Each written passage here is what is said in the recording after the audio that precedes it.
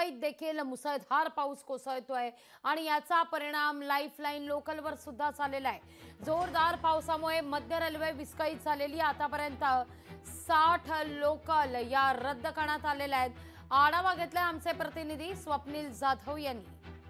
मुंबईमध्ये कालपासून पडत असलेल्या मुसळधार पावसाचा फटका हा मध्य रेल्वे आणि पश्चिम रेल्वेला बसलेला आहे। एकूणच पश्चिम रेल्वे सुद्धा 10 ते 15 मिनिटांनी उशिराने धावत आहे, तर मध्य रेल्वे सुद्धा 10 ते 15 मिनिटांनी उशिराने धावत आहे आणि याचा फटका आता चाकरमान्यांना बसताना दिसतोय। जे कर्मचारी कामावरून घरी परततात त्यांना या ठिकाणी याचा फटका पाहायला मिळतोय। खरं तर आज दिवसभरामध्ये 60 लोकल फेऱ्या त्या रद्द करण्यात आल्या आहेत आणि याचाच फटका आता घरी जाणाऱ्यांना बसतोय। या ठिकाणी आपण बघतोय दादर रेल्वे स्थानकावरती आता गर्दी होण्यास सुरुवात झालेली आहे। संध्याकाळचा वेळ आहे, त्यामुळे एकूणच सर्वांना घरी जाण्यासाठी या ठिकाणी लोकलची जी काय उशिराने धावत आहे त्याची वाट पाहायला लागत आहे। दुसरीकडे आपण जर इंडिकेटर्स या ठिकाणी बघितले तर इंडिकेटर्सवरती सुद्धा 10 ते 15 मिनिटं उशिराने रेल्वे धावत असल्याचं एकंदरीत पाहायला मिळतं आहे। 4:09 ची ट्रेन आता सध्या या ठिकाणी आलेली आहे। खरं तर ही ट्रेन आता 4:20 आलेली आहे। एकूण अंतर जर बघितलं तर 10 ते 15 मिनिटं उशिराने या अपमार्गावरच्या ज्या लोकल्स आहेत त्या सुद्धा धावताना पाहतात आणि तिकडून चर्चगेट असेल किंवा CST असेल यावरून सुटणाऱ्या ज्या लोकल्स आहेत त्या सुद्धा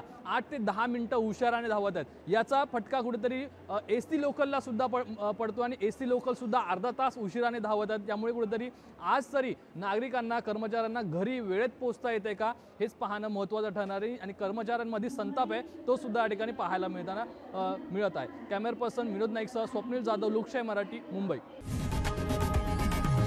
लोकशाही मराठी ऐका, पहा, जागरूक रहा।